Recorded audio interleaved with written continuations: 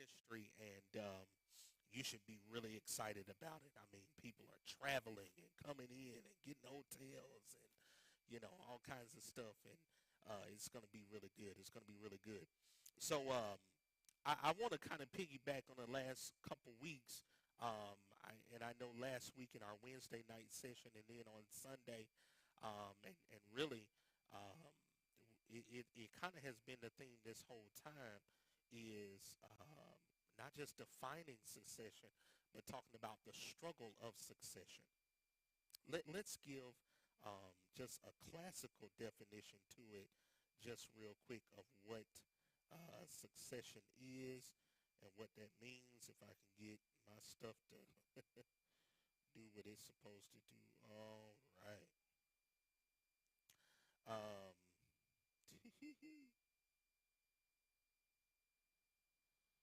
okay. Uh, Succession, the action or process of inheriting a title, office, property, etc. The action or process of inheriting a title, office, property, etc. So, or a number of people or things shared a specified characteristic and following one after the other. A number of people or things sharing a specified characteristic and following one after the other. She had been secretary to a succession of board directors. So she has been secretary to one after the other. Okay. Or the action or process of inheriting a title, office, property, etc. The new king was elderly at the time of his succession to succeed into something. Now, succession is quite different than secession. The word secession means to get out of it. The United States, we had a civil war, and states decided that they were going to secede from the Union. They were going to disconnect. They were going to break away. One of the first things about succession is you can't follow something that you disconnect from. You can't follow something that you disconnect from. You can't receive the benefits of an inheritance of something that you disconnect from. You remember the prodigal son. The prodigal son says, "Give me my inheritance now. I don't want to wait till you die. I want you to give me my inheritance now. I want to go and do my own thing." And what happened? He squandered his inheritance on riotous living because he decided to secede, decided to disconnect the value of succession, the value of his inheritance was eventually squandered. And he did not get that value of it. He didn't get that value of it. So that's something that we want to keep in mind. When we talk about spiritual succession, we're not talking about just being in line for something because we are a family member, because we're the oldest, because we're supposed to get it. But what we're talking about is positioning ourselves spiritually so that we can be in the right space to gain whatever it is that the Holy Spirit wants to drop upon us. And there is impartation, there are spiritual gifts, there is provision, there is all kinds of great things that the Lord has in store for us, but we got to be in the right spiritual position to receive it. Okay, we got to be in the right spiritual position to receive it.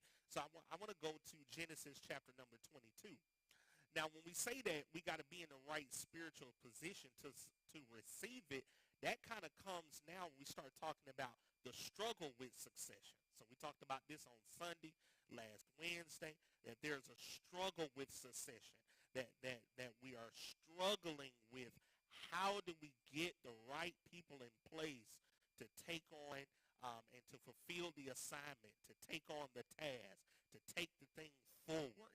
I don't know about you, but I don't want to build something that dies with me. Some people, they're okay with that because they are egomaniacs. They are narcissists. They are only concerned about themselves.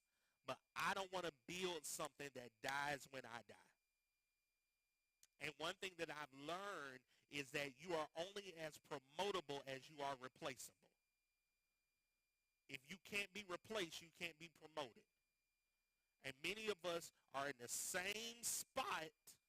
We're in the same spot because we haven't invested and imparted into someone else and into another generation to be able to take over what we do when we're gone.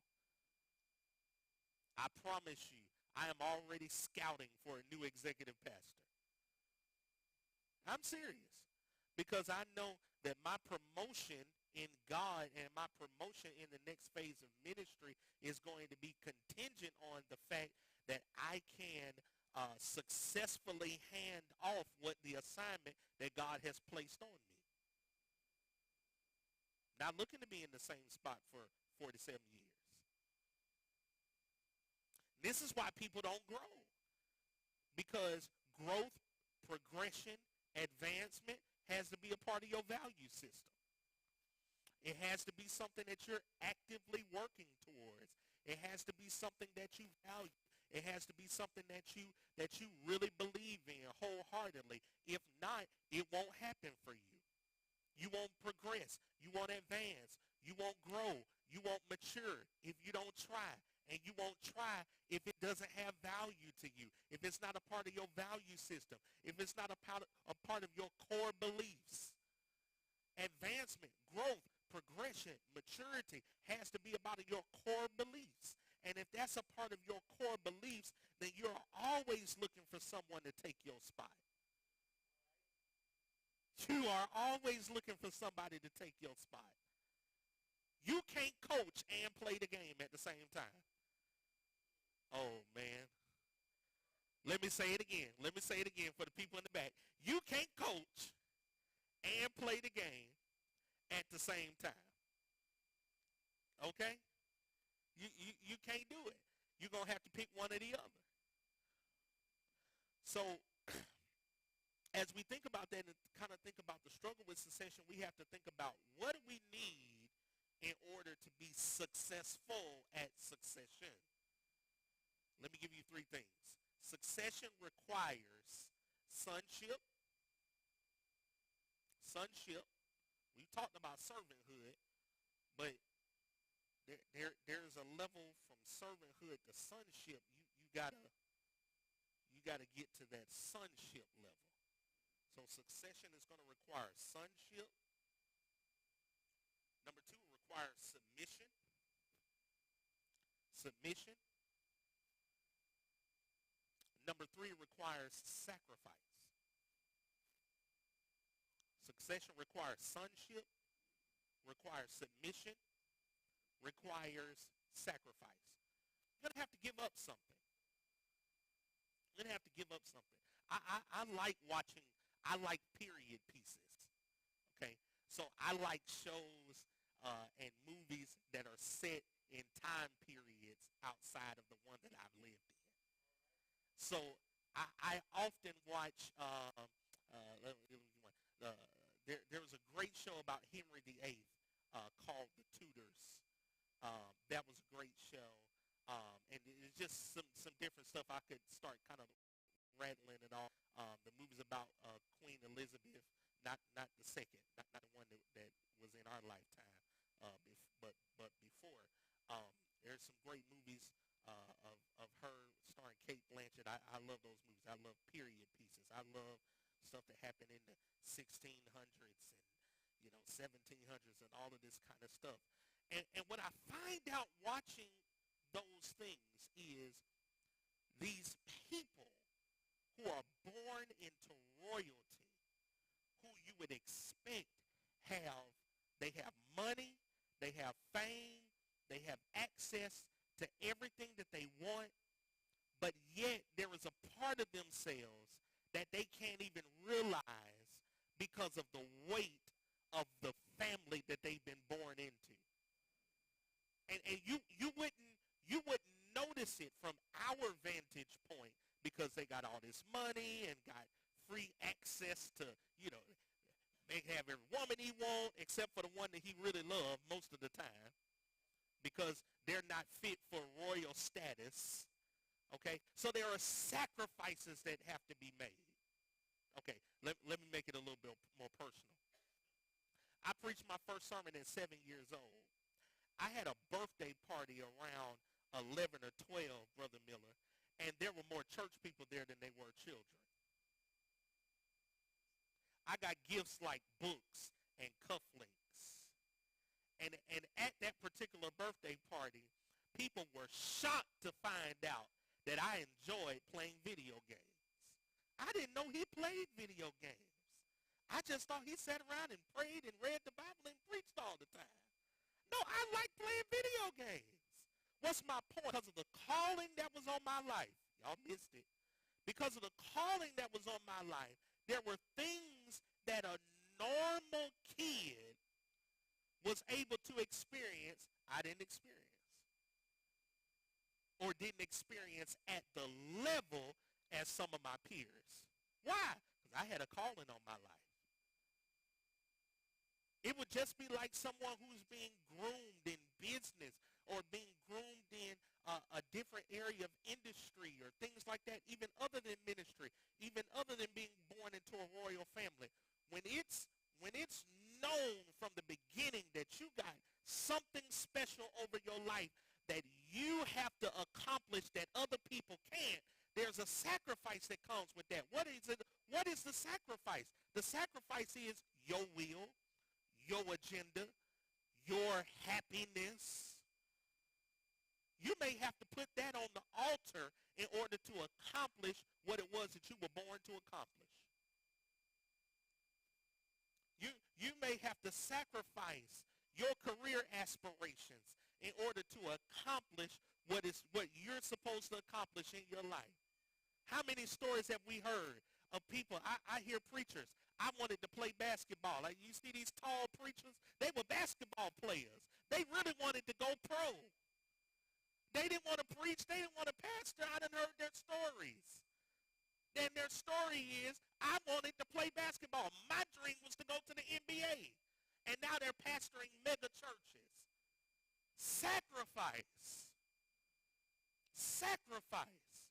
In order to fill the void that is being placed that only you have been designed to fill, because that's what succession is. It's a void in leadership that comes available that only you have been designed to fill. And in order for you to be in position to fill it, you're going to have to sacrifice whatever else it was that you wanted to do. Succession requires sacrifice. It requires submission. It requires submission. Just because you're being promoted doesn't mean that you're not being managed. Just because you're being promoted, oh, I'm going higher. Oh, yes, woo! And we get excited about promotion and get excited about going higher. Why? Because we think that at the higher levels that there are less restraints. When in fact, the higher you go, there are more restraints. There are more rules. There are more things you can't do. There is more accountability. You know what I found out in corporate America? I found out that everybody who had VP behind their name, and I saw them taking 2-hour lunches and all of this kind of stuff, and just, it seemed like they was living it up while I was at my, lower level, just grinding it out. What I found out was when trouble came and when stuff got real tough, I wasn't held accountable, but they were. And so while their day-to-day tasks didn't look like they were as vast as mine were, what they were responsible for and what they were being held accountable for was, watch this, above my pay grade. That's what above your pay grade means.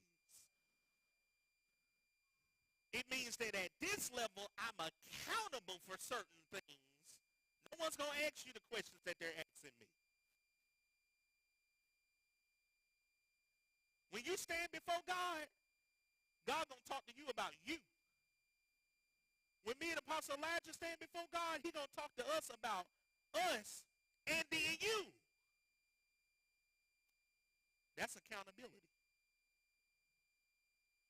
That's accountability.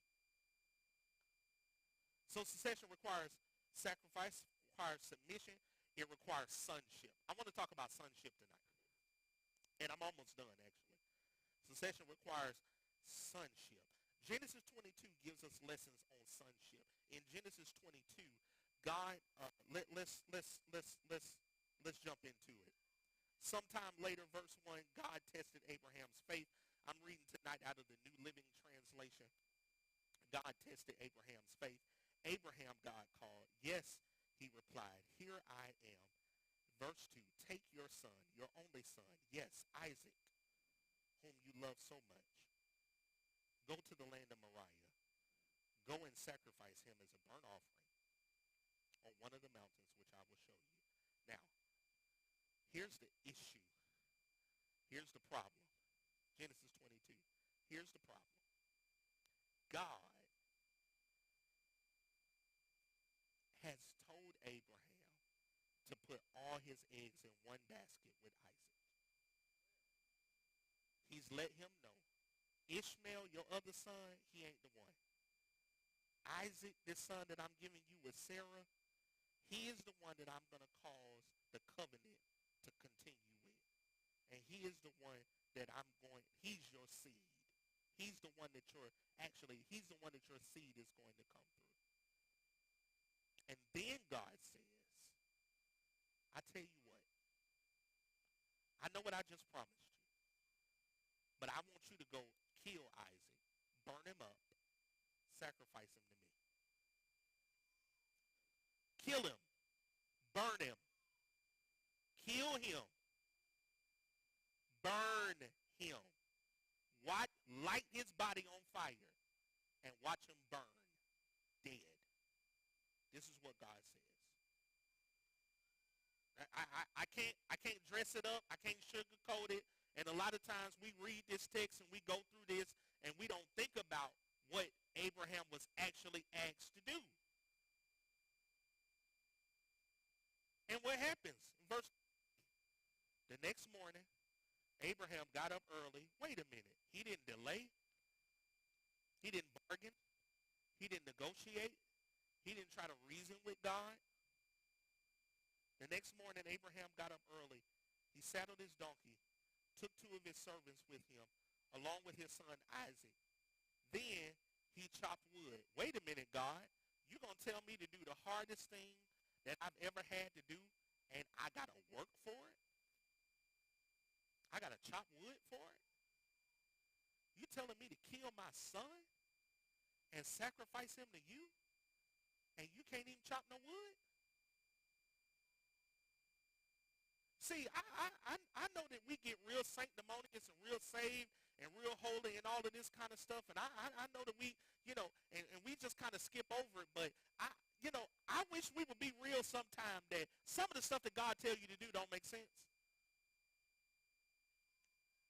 Some of the stuff that he requires out of us seem to be unfair, seem to be unjust. God, why I have to go through this? You know what one of my biggest issues with God is? Let me tell y'all a little secret.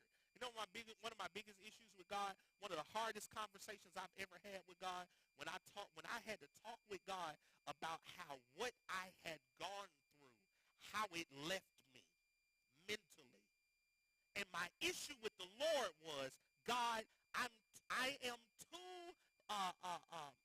too in touch with your power to understand this, because I know that you could have stopped it. I know that you had the power to stop it. Even my decisions that have caused me pain, if you had ever really spoke to me loud enough, I would have heard you, and I would have went a different way. You just sat there and watched it, and you did not intervene. And that's going to be a part of your relationship with God.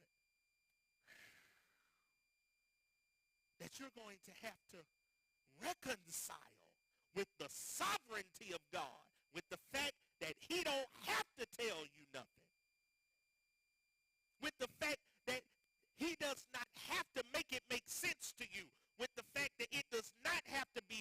care for it to be his will. He chopped the wood for a fire, for a burnt offering, set out for the place that God told him about. On the third day of their journey, now wait a minute. Hold on. Hold on. Hold on. So I got to chop wood. I got to pay people to go with me. Servants are paid. They're hired. And that's the reason why, watch this, that's the reason why you got to move from servant to sonship. Because in sonship, you work because it's yours. In servanthood, you work with an expectation to receive. So when you own a business, sometimes you have to cut other folks' check before you can cut your check. Oh man. And so now I had to chop the wood. And then I can't just sacrifice him here. I got to go to a whole nother place that takes me 3 days to get there, walking. And on the third day, Abraham looked. He saw the place in the distance. Verse 5, stay here with the donkey. Abraham told the servants, the boy and I will travel a little further. We will worship there, and we will come right back. Don't miss this. Stay here, servants. Stay here. The reason why you have to be in sonship to experience succession is because just being a servant is only going to take you so far. Just being a servant, and we celebrate serving here. Serving in this church is a part of our culture. It's a part of our value system. We celebrate servanthood. But I don't want you to just be such a servant that you just get into a mundane ritual and routine of serving. This is what I do. I'm going to take care of this and I'm going to take care of that. I'm going to vacuum the floor. I'm opening up the church. I help the pastor. All of these things. And serving is great. But you got to move to another level. You got to move from a level of I'm punching in the clock. Because, see, servanthood stops at a certain point. When you walk out the door, that servanthood leaves. Sonship don't stop. You a son at 3 o'clock in the morning. You a son that sons don't look at the phone and say, I can't answer it. So there has to be a separation from servanthood and sonship. And that's the first, watch this, that's the first lesson of sonship that we see here, is that sons have to separate from servants. Let me take you back to these shows that I watch. In these shows that I watch, whoever the heir to the throne is, they grow up and their childhood friends, watch this, with people who were born to serve them. Outside playing with sons of servants. Oh, man. But there comes a time in their maturity where they have to understand, I was built for a certain level that they were not built for. You know why disconnections happen with certain people in your life? Because God's calling you to sonship, and their access is restricted to servant. And there's only a certain level of access that servants have. And sons have to separate. Oh, man. Stay here with the donkey. The boy and I will travel a little further. We will worship there, and we will come right back. Can somebody tell me what's wrong with that statement? We will worship, and we will come right back. Huh? He didn't say what he was going to do? What is he going to do? Huh? What's the whole story? What is he planning to do? He going to sacrifice his son. So why would he say to him and the son going to come right back? So he's not lying. Okay, he's not lying. So he's speaking in my wife.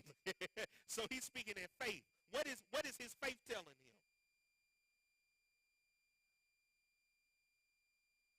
Absolutely not. That is not what his faith. That's not what his faith saying. That's very good. She said his faith is saying that God not gonna let him go through with the process. No, Abraham's thought process was never the ram in the bush. Yes, ma'am.